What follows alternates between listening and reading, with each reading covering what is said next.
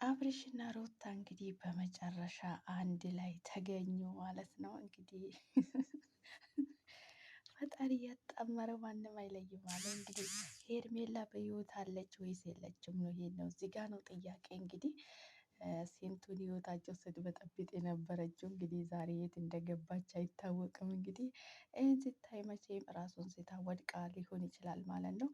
እንግዲህ አብርሃም እና ሩታ በመጨረሻ እንግዲህ አንድ ላይ ተገኙ ማለት ነው። እነሱ እንዳይለያይ ምክንያት የሆነ እንግዲህ ልዑል ነው ማለት ነው። ልዑልዬ የኔ አባት እንግዲህ በአንተ የተነሳ የተጣሉ ሰዎች ሊታረቁ ነው ማለት ነው። እውነት ለመናገር በጣም ነው ደስ የሚለው ማለት ነው። እንደዚህ ሰላም ሆናችሁ ልጃችሁን አንድ ላይ ብታሳድጉ ነው እናንተ የሚያምርባችሁ ማለት ነው። እንደ ዛሬም በጣም ነው ዘና ያደረጋችሁኝ ማለት ነው። ብለን ለመናገር እንግዲህ ያው መሀላችሁ ልጅ ተፈጥሯል። መሀላችሁ ልጅ አለ። ልጅ ያለ መሀላችሁ ልጅ ስላለ ደግሞ እናንተ መቼም መለያየት የማትችሉ ሰዎች ናችሁ ማለት ነው።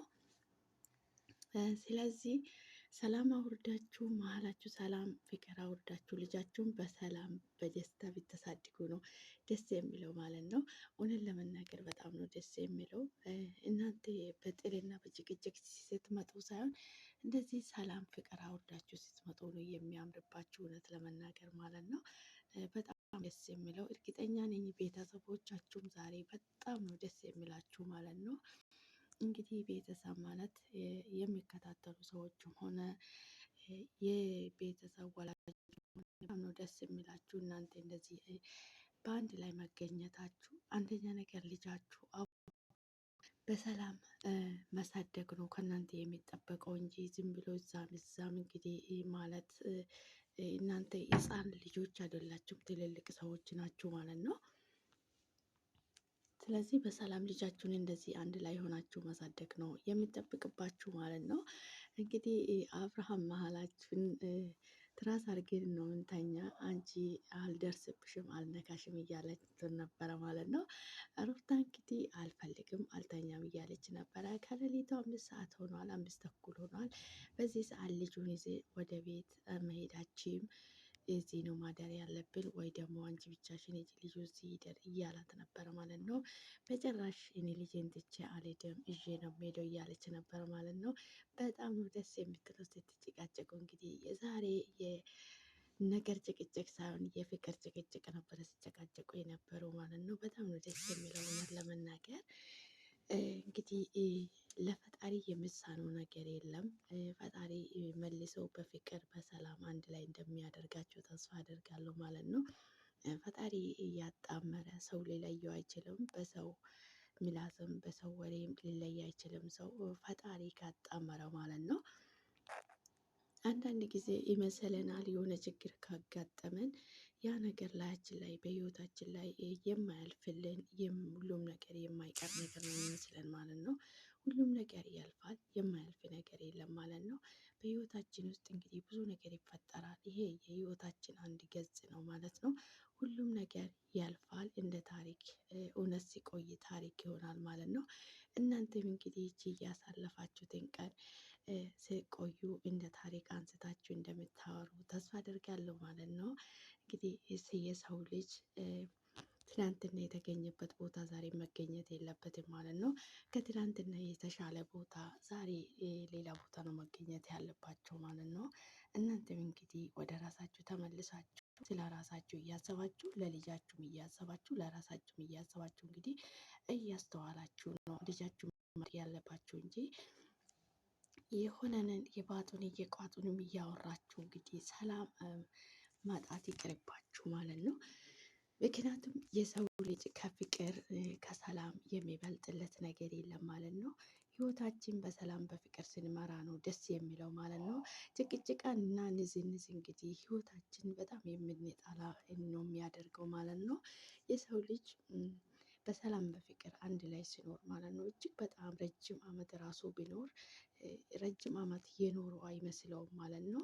ምክንያቱም በፍቅር ስንኖር ቀኑ ራሱ አይ እንትን አይልም የሄደ ራሱ አይመስለንም ማለት ነው። በጣም ነው ደስ የሚለው እንግዲህ እናንተ አሁን እያደረጋችሁ እየጀመራችሁ ያላችሁ መንገድ እውነት በጣም ነው ደስ የሚለው ማለት ነው። ለራሳችሁ ሳትሉ ለልጃችሁ ስትሉ እንግዲህ የልጃችሁ ሰላም፣ የልጃችሁ ፍላጎት፣ የልጃችሁ ፍቅር ለመስጠት ስትሉ እንደዚህ አንድ ላይ ሆናችሁ በሰላም መኖር ነው ያለባችሁ ማለት ነው። እንግዲህ ሩታና አብርሽ ከዚህ በኋላ ደግሞ ተመልሳችሁ ወደ ነገር እና ወደ ጭቅጭቅ ውስጥ እንደማትጨመሩ ተስፋ እናደርጋለን። እንግዲህ የኛ ኦዲየንሶቻችን በደንብ እናንተ ሰላም ፍቅር ሆናችሁ እንዴት መጡልን ነው የምንፈልገው ማለት ነው እንጂ እናንተ ስትነዛነዙ ስትጨቃጨቁ እንግዲህ ሌላ ሰው መሀላችሁ እየገባ ሰላማችሁን እያሳጣችሁ እንዴት መጡ አንፈልግም ማለት ነው። እንደዚህ በሰላም በፍቅር እንዴት መጡልን ነው የምንፈልገው። የኛ ምኞታችን ፍላጎታችንም ይሄ ነው ማለት ነው።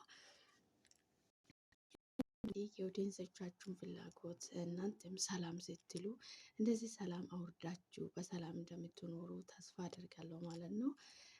ለሰው ልጅ ከሰላም ከፍቅር የሚበልጥ ምንም ነገር የለም ማለት ነው። ህይወታችን በሰላም በፍቅር ስንመራ ነው በጣም ደስ የሚለን ማለት ነው። ሰላም ሰላም፣ ውድና የተከበራችሁ የኔ ውድ ቤተሰቦች እንዴት ናችሁ? ልኝ ደህና ናችሁ ወይ? እናለው ፈጣሪ የተመሰገነ ይሁን። እናንተ በያላችሁበት ቦታ ሰላም እንደምትሆኑ ላይ ተስፋ አደርጋለሁ።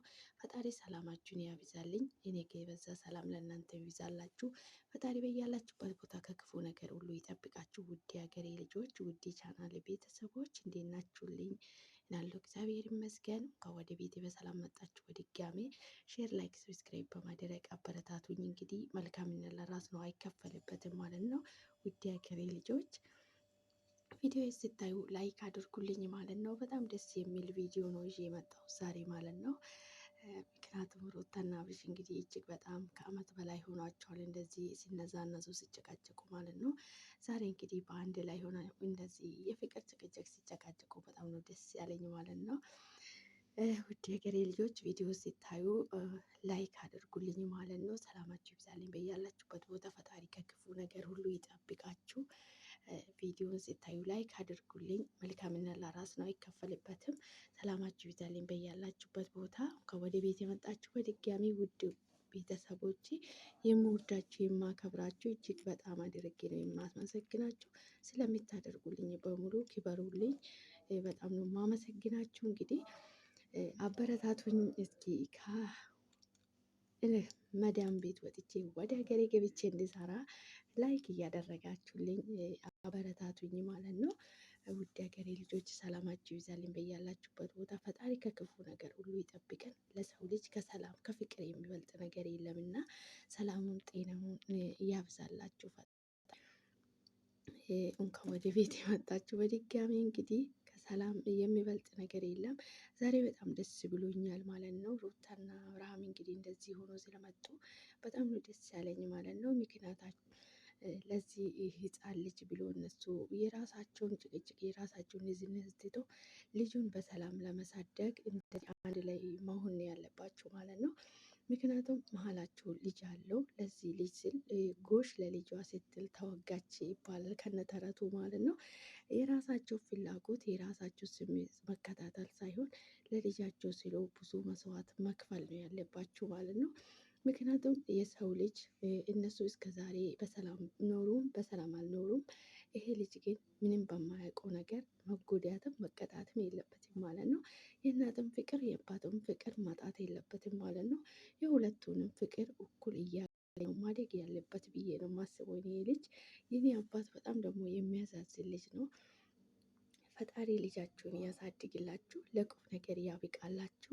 እውነት ለመናገር በጣም ነው ደስ ያለኝ። መቼም እናንተ እንደዚህ ሆናችሁ በመምጣቱ የሚናደር ሰው አለ ብዬ አላስብም፣ ከሄርሜላ ውጭ ማለት ነው። ሄርሜላ እንግዲህ ዛሬ ፌንት ሰርታ መሆን አለበት ማለት ነው። መቼም እናንተ እንደዚህ አንድ ላይ ሆናችሁ እንደዚህ ስታይታችሁ እሷ ጤንነት እንደማይሰማት ተስፋ አደርጋለሁ። እንግዲህ ሄርሜላ ፌንት በልታ ወይም በረኪና ደግሞ ምናምን ጣጥታ ሊሆንም ይችላል። እንግዲህ ዛሬ ሄርሜላ ቻዩ እንግዲህ አንቺ ነሽ የሰው ህይወት ውስጥ የሰው ትዳር ውስጥ ገብተሽ የማይሆን ነገር ውስጥ ገብተሽ ስታቦኪ የነበርሽው ማለት ነው። እንግዲህ ሩታና አብርሃም መሀላቸው ልጅ አለው። እነሱ መቼም የማይለያዩ ሰዎች ናቸው። እንግዲህ ቻል አድርጊው። እነሱ ወደ ትዳራቸው ወደ ህይወታቸው መመለስ የማይቀር ነው። ብዙ መክረንሻል፣ ብዙ ነግረንሻል። እንግዲህ አንቺ አልሰማም አልሽ። መስማት ጥጥ ነው ብለሽ ነው እንግዲህ እስከ ዛሬ ድረስ ብዙ ነገር ስታደርግ የነበረ። ምንም ማድረግ አይቻልም። እንግዲህ ወዶ የገባ ሰው ከባህር በውሃው ዋኝቶ ይውጣ እንጂ ሌላ ማን ሊረዳ ይላል ዘፋኙ ማለት ነው። እንግዲህ ወድሽ የገባሽበት ነው ማለት ነው። የሰው ህይወት፣ የሰው ባል፣ የሰው ትዳር፣ ሁሉም ነገር እያወቅሽ የገባሽበት ስለሆነ ቻል አድርጊው። እንግዲህ ምንም ማድረግ አይቻልም። ግን እሺ ራስሽን እንዳትጎጂ። ምክንያቱም ምንም አዲስ ነገር የለም። አብርሃም ባለ ትዳር እንደሆነ ልጅ እንዳለ አውቀሽ ነው እያየሽ ነው የገባሽበት።